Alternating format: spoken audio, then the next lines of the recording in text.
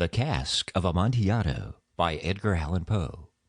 The 1,000 injuries of Fortunato I had borne as best I could, but when he ventured upon insult, I vowed revenge. You, who so well know the nature of my soul, will not suppose, however, that gave utterance to a threat. At length I would be avenged. This was a point definitely settled, but the very definiteness with which it was resolved precluded the idea of risk. I must not only punish, but punish with impunity. A wrong is unredressed when retribution overtakes its redresser. It is equally unredressed when the avenger fails to make himself felt as such to him who has done the wrong. It must be understood that neither by word nor deed had I given Fortunato cause to doubt my good will. I continued, as was my wont, to smile in his face, and he did not perceive that my smile was now at the thought of his immolation. He had a weak point, this Fortunato, although in other regards he was a man to be respected and even feared. He prided himself on his connoisseurship in wine. Few Italians had the true virtuoso spirit. For the most part their enthusiasm is adopted to suit the time and opportunity, to practice imposture upon the British and Australian millionaires. In painting and gimmery, Fortunato, like his countrymen, was a quack, but in the matter of old wines he was sincere.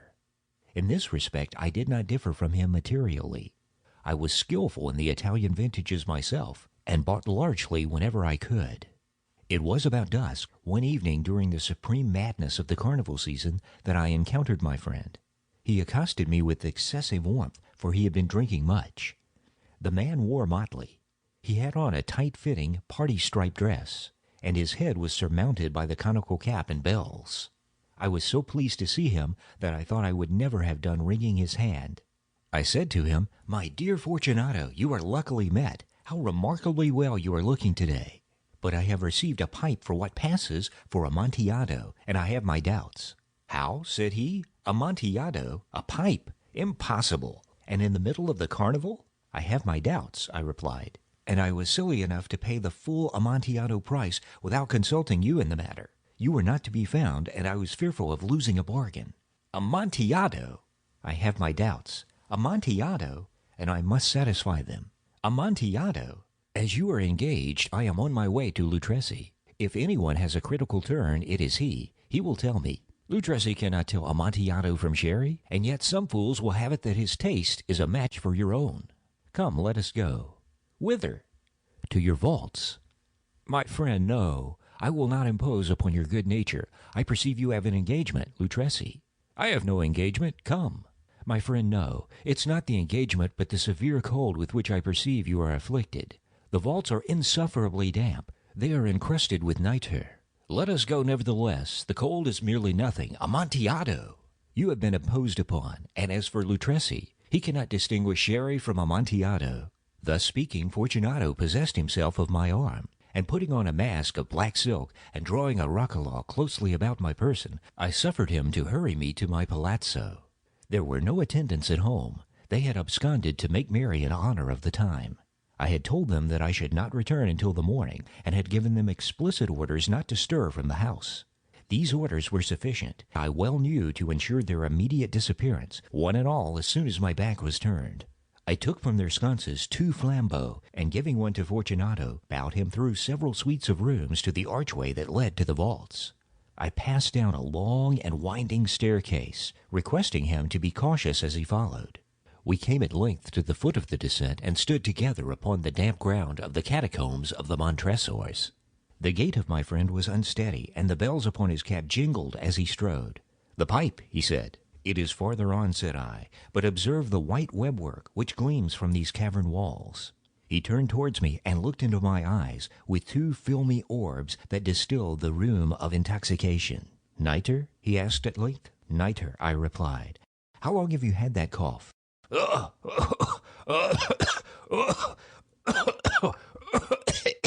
My poor friend found it impossible to reply for many minutes. It is nothing," he said at last.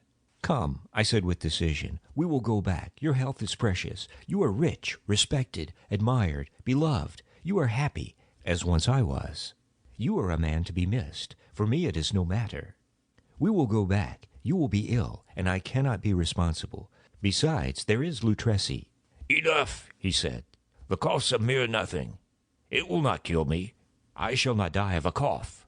True, true, I replied, and indeed I have no intention of alarming you unnecessarily, but you should use all proper caution. A draught of Medoc will defend us from the damps. Here I knocked off the neck of the bottle, which I drew from a long row of its fellows that lay upon the mold. Drink, I said, presenting him the wine. He raised it to his lips with a leer. He paused and nodded to me familiarly while his bells jingled. I drink, he said, to the buried that repose around us, and I to your long life. He again took my arm, and we proceeded. These vaults, he said, are extensive. The Montresors, I replied, were a great and numerous family. I forget your arms. A huge human foot d'or in a field azure. The foot crushes a serpent rampant whose fangs are embedded in the heel. And the motto? Nemo me impune lacesset. Good, he said. The wine sparkled in his eyes and the bells jingled. My own fancy grew warm with the Medoc.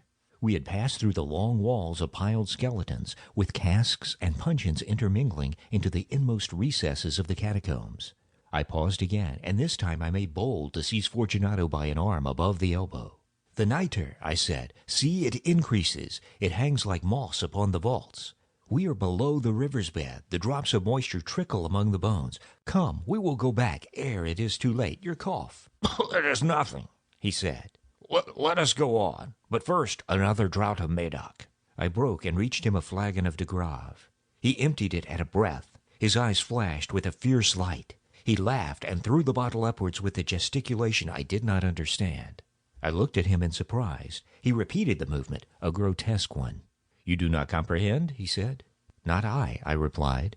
Then you are not of the Brotherhood. How? You are not of the Masons. Yes, I said. Yes. You? Impossible. A Mason? A Mason, I replied. A sign, he said, a sign. It is this, I answered, producing from beneath the folds of my roquelaure a trowel. You jest, he exclaimed, recoiling a few paces. But let us proceed to the Amontillado.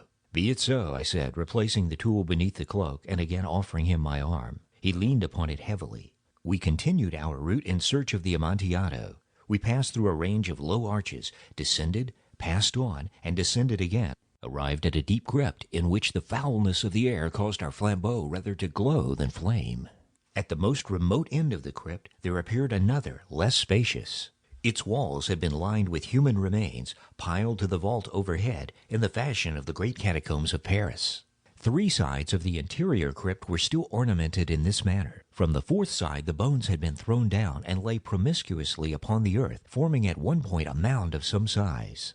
Within the wall, thus exposed by the displacing of the bones, we perceived a still interior crypt or recess, in depth about 4 feet, in width 3, in height 6 or 7. It seemed to have been constructed for no special use within itself, but formed merely the interval between 2 of the colossal supports of the roof of the catacombs, and was backed by one of their circumscribing walls of solid granite. It was in vain that Fortunato, uplifting his dull torch, endeavored to pry into the depth of the recess. Its termination the feeble light did not enable us to see. Proceed, I said. Herein is the Amontillado. As for Lutresi, he is an ignoramus, interrupted my friend, as he stepped unsteadily forward, while I followed immediately at his heels. In niche, and finding an instant, he had reached the extremity of the niche, and finding his progress arrested by the rock, stood stupidly bewildered. A moment more, and I had fettered him to the granite. In its surface were 2 iron staples, distant from each other about 2 feet horizontally. From one of these depended a short chain, from the other a padlock. Throwing the links about his waist, it was the work of but a few seconds to secure it. He was too much astounded to resist. Withdrawing the key, I stepped back from the recess. Pass your hand, I said. Over the wall you cannot help feeling the nitre. Indeed, it is very damp. Once more, let me implore you to return. No? Then I must positively leave you. But I must first render you all the little attentions in my power. The Amontillado! Ejaculated my friend, not yet recovered from his astonishment. True, I replied, the Amontillado. As I said these words, I busied myself among the pile of bones of which I have before spoken. Throwing them aside, I soon uncovered a quantity of building stone and mortar. With these materials, and with the aid of my trowel, I began vigorously to wall up the entrance of the niche.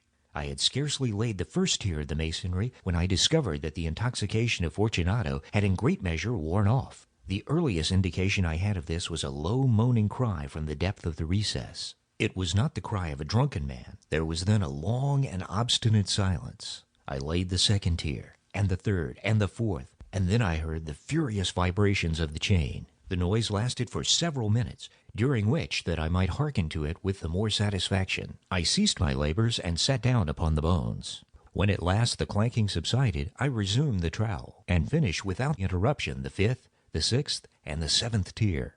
The wall was now nearly upon a level with my breast. I again paused, and holding the flambeau over the mason-work, threw a few feeble rays upon the figure within.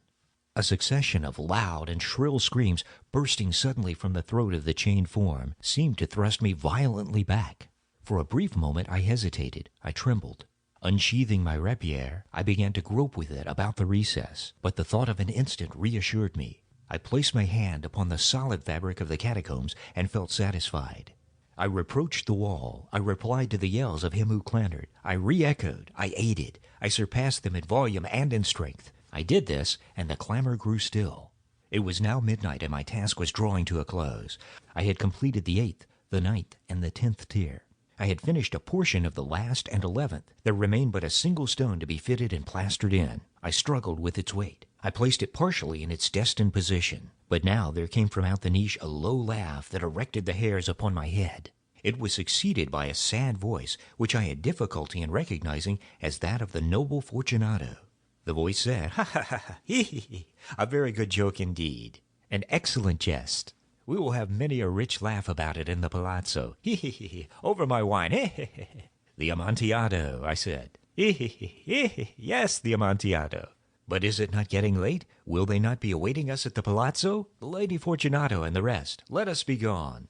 Yes, I said, let us be gone. For the love of God, Montresor. Yes, I said, for the love of God. But to these words I hearkened in vain for a reply. I grew impatient. I called aloud, "Fortunato!" No answer. I called again, "Fortunato!" No answer still.